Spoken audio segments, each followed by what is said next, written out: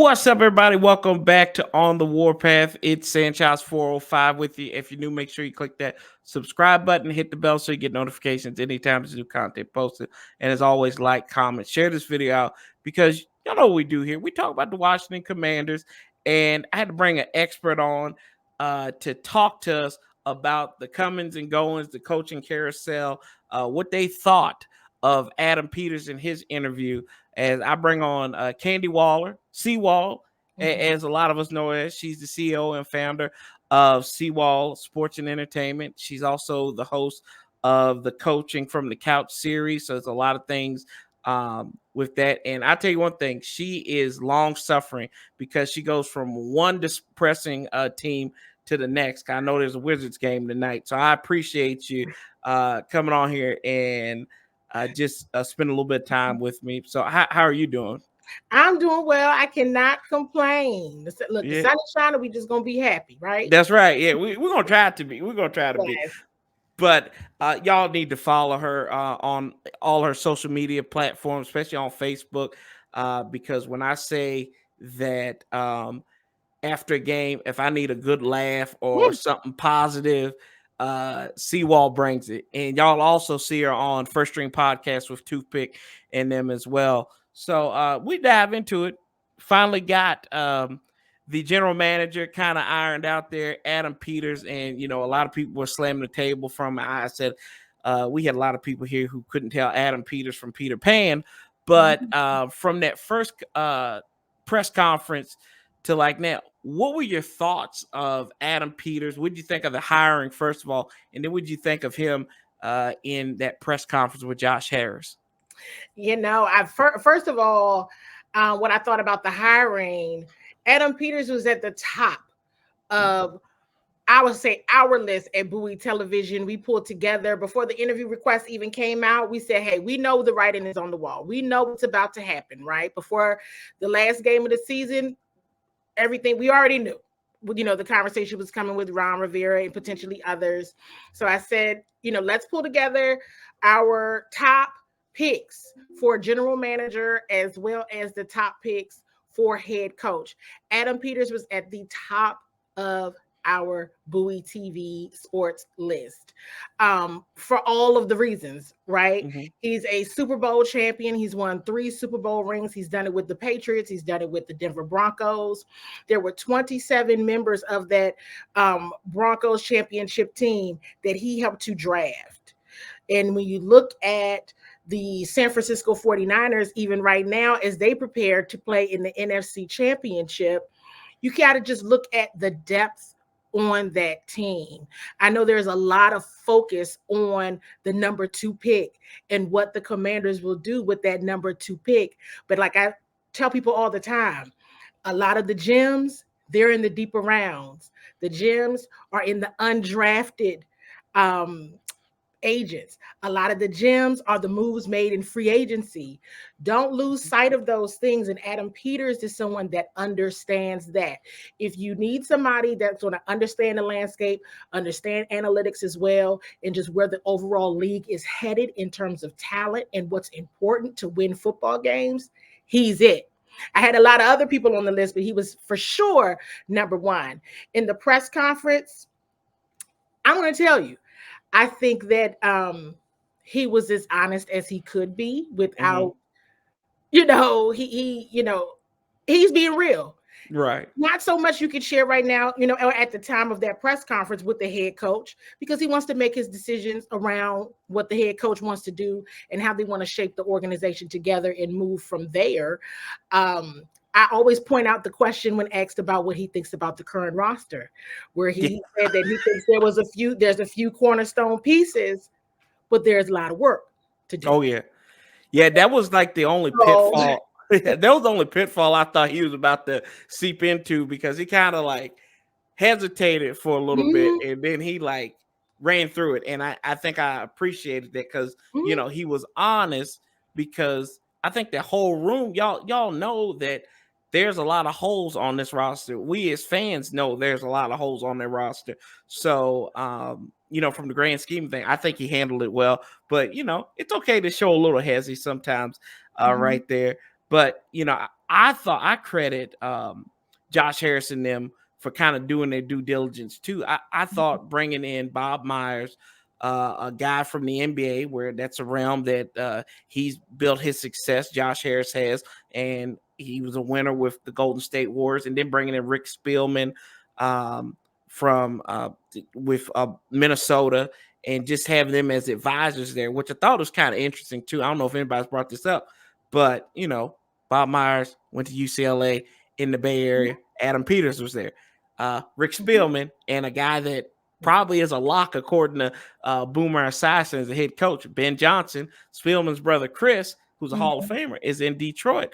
So I just felt like everything that they have done so far is very calculated, and they're not missing the mark on those things. So I guess that would be my question is, with the Josh Harris group, just talk about the job that they've done, not only just right now in the early stages of hiring Adam Peters, but like I guess throughout the year, because you've seen it and like some of the improvements that they've made just to the franchise and how you can how you've seen that.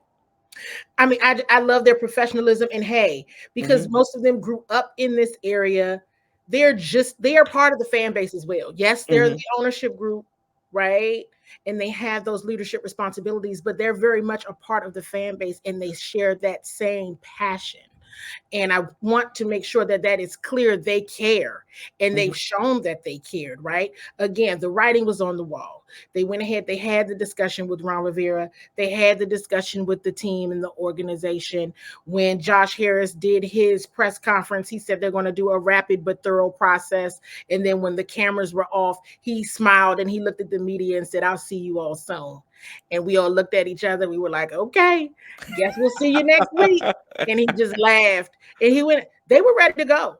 And to your point of Bob Myers, really to both points in the move that was made to bring together an advisory team of, we want the best in sports executive leadership and understanding how you build the team. And because the team, when you're talking about the general manager, you really have to build, okay, the coach does the coaching staff, but I don't think folks really realize how important it is to build your talent evaluation staff. And who's going out here. Adam Peters understands that in his role, his many roles in his previous experience as a scout at the regional and national level. That's who's finding the players. That is who is on the ground finding these players and being able to target that talent of who can do that for you, because you can't be everywhere. You can't be at all the places. So I always acknowledge that. Then going back to the ownership group, nothing but professionalism, saying what they mean, meaning what they say. This was a big hire. And getting Bob Myers, that was kind of like your clue. Oh, they're going to go get Adam Peters. Right. Adam Peters now. And it's an opportunity. It may not look, because I've even gone back and forth with this, Corey, like, would I take this job? Yeah. It's got that stigma of it. Yeah. It's still like, I don't, because it's a big deal. But I guess some people had to say that right about Detroit once upon a time. Now look, that's right. Somebody probably said that last year about the Houston Texans, and look at them. So I'm sure somebody said it before about the Cleveland Browns, and look at them. They still made the playoff. You know what I mean? Yeah. So this is just now the Washington Commanders in the hot seat of, do y'all want that job? And somebody like Josh Harris and his group go out and get an Adam Peters and let people know, we want to win and we want to compete for championships. And that is key. And we're seeing a league that these teams are showing improvement in season. They're not regressing. They're getting better as the season is going on to have a shot in the playoffs. We saw the Tampa Bay Bucks do it. Like I said, the Texans, the Green Bay Packers. We're seeing young teams make big moves. And I think they're building the infrastructure to do that in Washington. Yeah, no doubt about it. And you brought it up. And clearly, from what all the rumors say, JP has said it. We got Boomer Esiason coming out here and saying it. That it's a lock that it's Ben Johnson, offensive coordinator for the Detroit Lions. And I kind of, before we even dive into him as a coach, they interviewed EB. And my thought process was, I think, to me, it just seemed like it was an interview to kind of check a box, but also kind of a courtesy to him for, what I guess they went through this season. It wasn't the best situation for him to come into as a first time play caller. And I mean, just talk about your thoughts on that. Like when you heard that EB had gotten an interview to maybe be Ron Rivera's replacement. Oh yeah, I mean, again, Bowie TV Week, we pulled together the list of potential GMs. We pulled together a list of potential head coaches, which Ben Johnson is on there, Mike McDonald is on there, and yes, we had Eric Bieniemy on there because we felt that it was fair to give him an interview. He should at least be given, to your point, courtesy. He should at least be given an interview, right? I mean, Eric Bieniemy, this is the first postseason in 10 years that he hasn't been in it. Right? The Kansas City Chiefs are in their 6th straight AFC championship game. So that means Eric Bieniemy was there for 5. Right? So it's not that he doesn't, it's not that he doesn't know what he's doing. He absolutely knows what he's doing. He's been around. He understands what it takes to get to the big game and win it. He understands those things. So it would almost have not been right or even fair to not give him an opportunity. It wasn't like he was able to come in and really build a team, have any true active say in players and who you go out and pick and what that evaluation process looks like. Because you remember, he didn't start until after the Super Bowl. So the Senior Bowl has already taken place. A lot of things have already taken place, and a lot of the planning happens throughout the year and in the summer. I mean, the scouts are out all year long. So he didn't have a part in that process at all when he came into this role. So we had him on our list, and we thought it was fair, to give him a shot at the interview. True, it could be looked at as a check the box, but we cannot deny that he comes from a winning championship environment, culture, and you got to at least give him the interview. Yeah, what went wrong in Washington with EB? Like what from what you saw day in and day out, or what you heard, why couldn't it just click? I think that there was I think ultimately, I'm going to tell you, I will say this. I was shocked at how bad the season went. Yeah, I think a lot of us were. I think everybody was. Everybody, right? But being on the ground there every day, from rookie camp to OTAs and training camp, didn't miss a practice. I was there. I'm like, this is a different environment. This is different. And that is because of Eric Bieniemy. He brought a different level of standard of what good even looks like. Don't even get to excellent or great. He had brought another standard of what good even looks like. And he brought that passion and that energy. Somewhere along the lines, it just didn't translate. And I think a lot of that came to what's the culture that Ron Rivera built versus now what Eric Bieniemy is bringing to the table, and potentially those cultures clashed. Right. I think.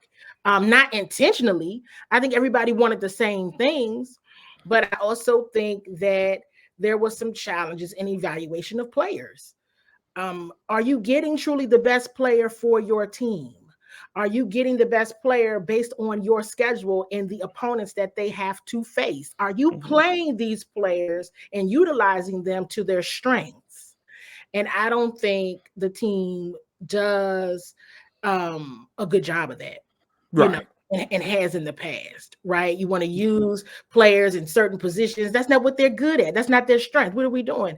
And I don't think that system, I think the system may have been outdated, so to speak, and the unwillingness to change in game, game to game, it hurt.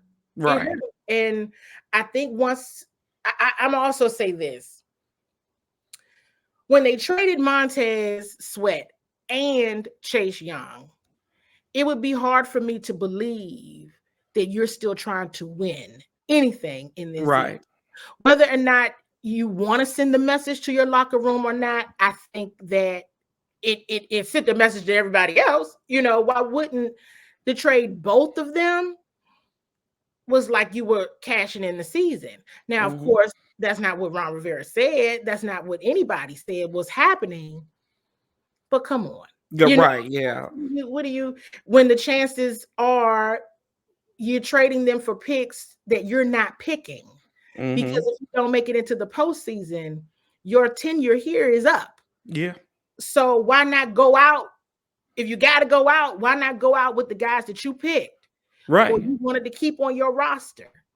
And so I think just overall, I think there was a culture clash, and I think the trading of both of those players sent a message. Not the message they probably wanted to send, but it sent a message.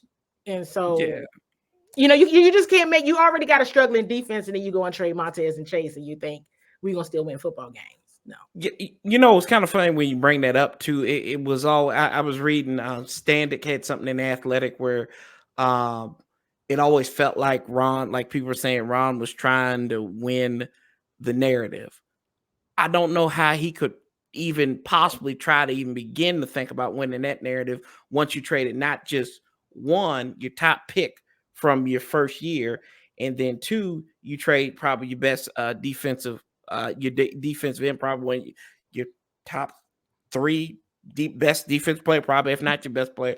So I always found that interesting that, some of these things that he did, it's just like you kind of look on the outside, even as a fan, but you take away, you kind of take away that bias, and you're just like, this doesn't make sense on any level. No. And I mean, we had that conversation internally in the media room, and it's like, but you focusing on the wrong thing. Yeah. If you're trying to get ahead of the narrative, or trying to keep, catch us flat-footed, or don't know, what you do, that's you playing the wrong game. You got to play a football game on Sunday. Yeah, exactly. And Thursday nights, right? And you're playing against us. So, it's just it went wrong. It went all the way wrong. And if you really look at it, there was minimal moves made during the offseason. Really none. There weren't really any. It wasn't really a lot of moves made in the offseason. We thought they were all pulling our leg when they said they were totally content with the entire offensive line. But no, they really were content with the offensive line. And so you say, okay, so this is your team. This is who you are rolling with. And it went completely south. I mean, this was probably the worst I've seen this football team play in a long time. And so you could kind of sense, okay, something's going on here, and it's not good. And, it was just like no one person could dig them out of it. Yeah, I think this was the worst season I think this season and 2009 were the worst seasons, and it's not even close. Some people say 13, but I was like, you could have rehabilitated RG3. You had that potential there if he got healthy. There's nothing really to show going into 2024. I felt that same way going into 2010. It was nothing to show from this besides a mess of tricks, and that's it. But it is what it is. Ben Johnson. I like the dude. I like Mike McDonald a little bit better, but and I know y'all. I know y'all probably like Mike McDonald up there too. Ben Johnson, what does he offer outside from what you've heard and everything? I understand. What does he offer outside of being the next best offensive mind? Talent evaluation. Talent evaluation. I mean, they got two rookies right now that are up for Rookie of the Year. On the Gibbs line. and Laporta, yeah. And I'm smiling because I'm like, I'm telling you, people are not paying attention to the talent evaluation aspect of this. That you're really not going to know your return on the investment until now. Right. You're not going to know until you get into the postseason at the end of the season what you really have. And we all know that it changes season to season. But what from a talent evaluation perspective, the progress in Jared Goff, I think it's all notable. His ability to adjust based on the defenses. I've been saying this, and I asked on my page, okay, NFL enthusiasts, who do y'all want to see in the Super Bowl? And then I had to come back and I said, well, Commanders fans, it would actually be in your best interest to watch a Ben Johnson offense go against a Mike McDonald defense. Exactly, yeah. That would be your optimal dream Super Bowl, Commanders fans, to see that in action. And I think he just gets it. He gets this new scheme, new way of using the data, the analytics, and just good talent to craft your offense. Yeah, so it's a lot of good things. To your point, I like McDonald equally. You know what I mean? I'm not. It's a good problem to have. It is. It's one of the best problems to have. I said the only thing I liked about Mike McDonald is he blanked pretty much Bobby Slowick twice and held the Lions to 6 points. Now, granted, that was all in Baltimore, and there could be a change. Now, if they go to the Super Bowl and they say the Lions lose, but they play a good game and they look good offensively, I'm like, oh, okay, yeah, I'm comfortable with this. I can keep Mike McDonald in Baltimore, but that's beside the point, though. I will say this. Y'all, are you going to the Super Bowl this year? Yeah, you are. You know, you going to the Super Bowl. Y'all going to the Super Bowl. You gotta cover it. You gotta cover it. I'm not, we're just waiting to see, I'm not supposed to. I told my team, don't tell anybody. So I'm like, that'd be wrong. If I told them, like, what? Oh, gosh. Okay, so, hey, breaking news. Breaking news, right, y'all. Right. Any breaking? Broke it here. I gotta text everybody. Be like, okay, I gotta told it. I gotta tell everybody this, but I will say this: there is a kid. So if you ever get like, I know Karita goes up there and she's on that Baltimore beat. Jordan is the punter for them. I live like maybe an hour away from his hometown. And it's called Honaker, Virginia. Yes. So, and then James Mitchell, who plays for the Detroit Lions, who's under Ben Johnson, about 30 minutes from where he lives at. Yeah. So it's kind of cool because we may get an opportunity to see both of those kids go against each other. So I'm looking forward to that. I'm not from here originally, but I'm from Nova. So it's kind of cool to see those kids. But Candi, tell the people where they can find you at. I appreciate your time here. Oh, thank you so much for having me on. This has been a blast. Everybody, you can find me on Twitter at CWall SE. You can find me on Instagram at CEO CWall or CWall Sports. Make sure you're following Bowie TV on YouTube. And of course, CWall Sports and Entertainment on Facebook, but for sure, Bowie TV on YouTube. Just Google Bowie TV at BCMC TV Maryland, and it'll pop up. You'll see all of our Commanders coverage. You'll see all of the Baltimore Ravens coverage, and you'll see some of the TV shows that we have on the channel as well. And so online, that's where you can find me. On TV, you can find my shows every day, Monday through Friday, 1:30 to 2:30, and on the weekends during the noon hour on Verizon Channel 11 and Comcast Xfinity Channel 77. There you go, Candi Waller. Appreciate CWall Sports and Entertainment, and we'll pray for those Wizards. But till next time, y'all, we keep that same damn energy so we outlast the bastards together. And Sanchez 405, love, peace, and hell. Till next time, somebody get my theme music. We out of here.